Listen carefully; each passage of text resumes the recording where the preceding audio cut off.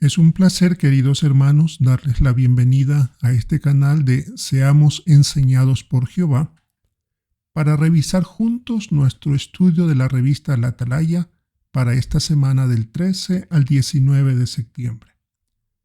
Quiero aprovechar la ocasión para recordarles que si no se ha suscrito al canal, puede hacerlo, es completamente gratis y cuando active las campanitas de notificación, se le avisará cada vez que se suba un nuevo video, ya sea para la reunión de entre semana o del fin de semana.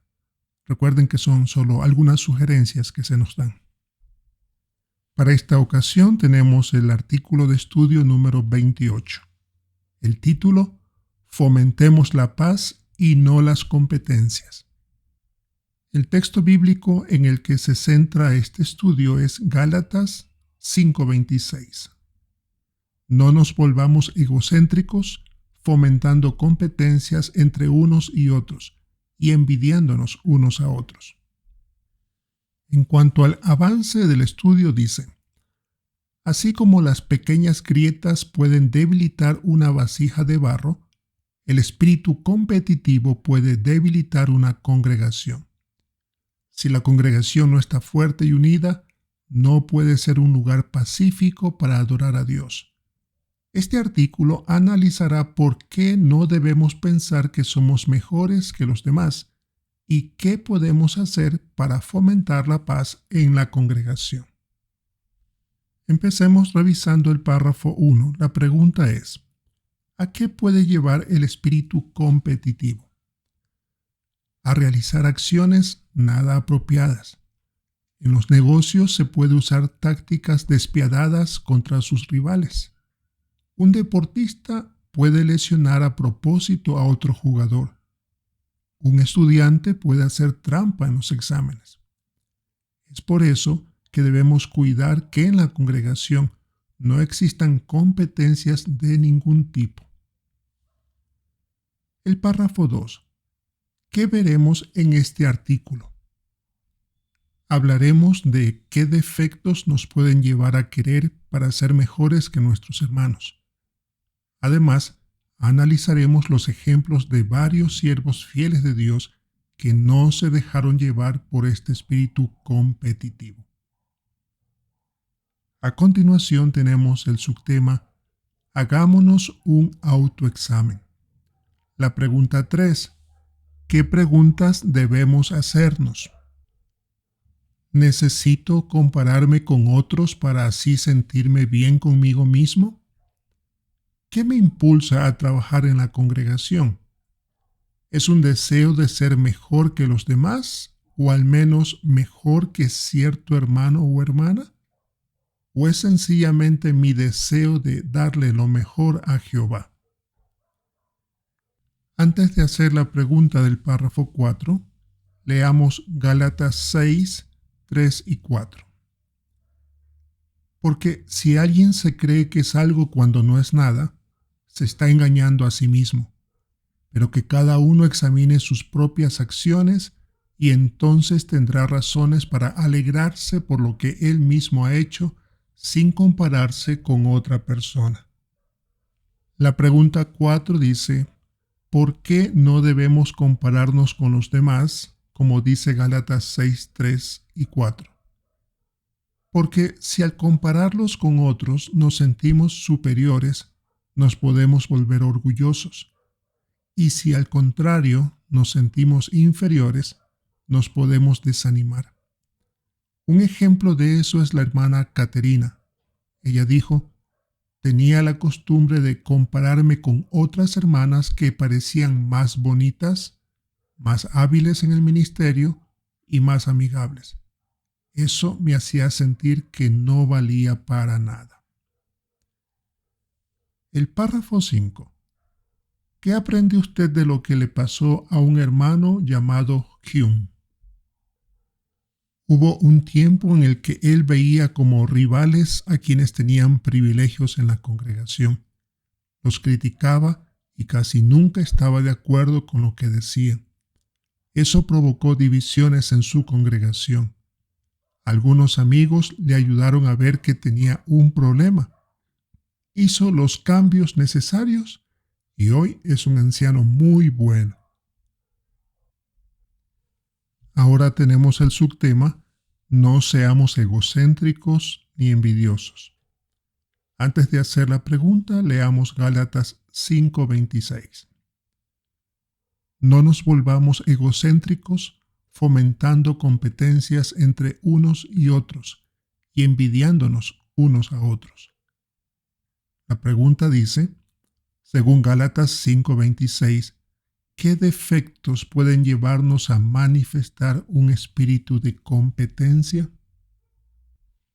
Uno es el egocentrismo, es decir, ser orgulloso y egoísta.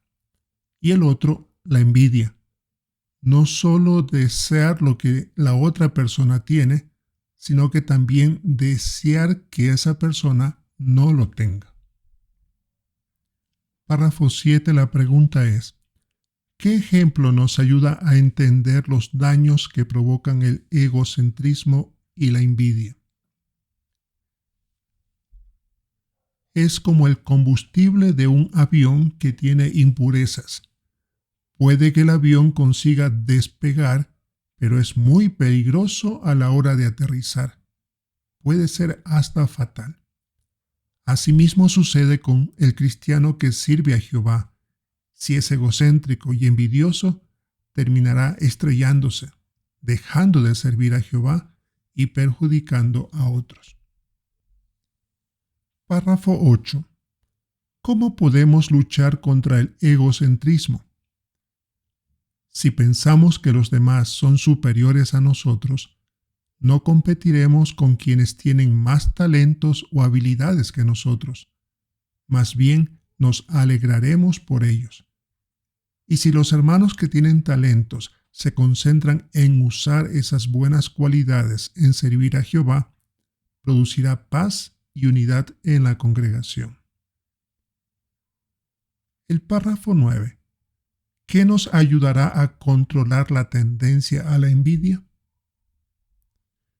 Debemos ser modestos, es decir, reconocer que tenemos limitaciones. Queremos aprender de otros cómo a presentar mejores discursos públicos, como ellos lo hacen, y una hermana, si cocina muy bien, pedirle consejos. Y si un hermano joven tiene facilidad para hacer amigos, podemos pedirle sugerencias. Ahora veamos el siguiente subtema. Aprendamos de los ejemplos bíblicos. Pregunta 10. ¿Qué situación afrontó Gedeón? Luego de haber conseguido una gran victoria gracias a la ayuda de Jehová, Gedeón y sus 300 hombres tuvieron un enfrentamiento con la tribu de Efraín. Por el orgullo herido, reclamaron por no haber sido invitados desde el principio a luchar junto a él. Se preocuparon más en proteger su honor que en honrar y proteger el nombre y poder de Jehová. Párrafo 11. ¿Cómo respondió Gedeón a los hombres de Efraín? Él dijo con humildad, ¿y qué hice yo en comparación con lo que han hecho ustedes? Les recordó que ellos habían vencido a los príncipes de Madián. Gedeón estuvo dispuesto a dejar a un lado su orgullo con tal de mantener la paz en el pueblo de Dios. Párrafo 12. ¿Qué aprendemos de los efraimitas y de Gedeón? De los efraimitas, que no debemos darle más importancia a proteger nuestro honor que honrar a Jehová. Y de Gedeón, que no queremos aprender que si alguien está molesto, debemos procurar ver las cosas desde su perspectiva y ser humildes para mantener la paz. Y si usted ve el dibujo que corresponde, Gedeón hablando con los efraimitas, tratando de ser humilde, reconocer que ellos tenían buenas cualidades. Párrafo 13, la pregunta es, ¿qué problema tenía Ana y qué hizo? Peniná, la otra esposa de Elcaná, la humillaba por no poder tener hijos. Aún así, Ana nunca intentó vengarse de Peniná. Más bien, abrió su corazón a Jehová y confió en que él ayudaría. Así su tristeza desapareció de su cara. El párrafo 14. La pregunta es, ¿qué aprendemos del ejemplo de Ana? Que debemos controlar cómo reaccionamos si alguien intenta competir con nosotros de alguna manera. No debemos pagar mal por mal, más bien procuremos hacer las paces. Y ahí tenemos un dibujo de Ana saliendo de orar a Jehová. El sumo sacerdote la observa, ella se la ve tranquila, con paz interior. Ahora pasemos al párrafo 15. La pregunta es, ¿en qué se parecían Apolos y Pablo? Los dos tenían un enorme conocimiento de las Escrituras y eran maestros muy reconocidos e influyentes. También habían ayudado a hacer muchos discípulos en varias ciudades y se veían como colaboradores. Párrafo 16. ¿Qué clase de persona era Apolos? Venía de un centro cultural del siglo I llamado Alejandría. Muchos los preferían a él que al propio apóstol Pablo. Sin embargo, Apolos nunca promovió esa idea de división.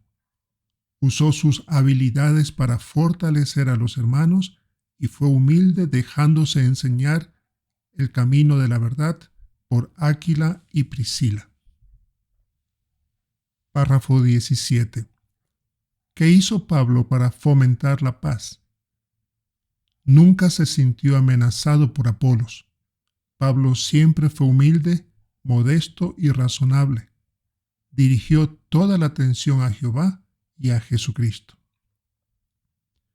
Antes de hacer la pregunta 18, debemos leer 1 Corintios 4, 6 y 7.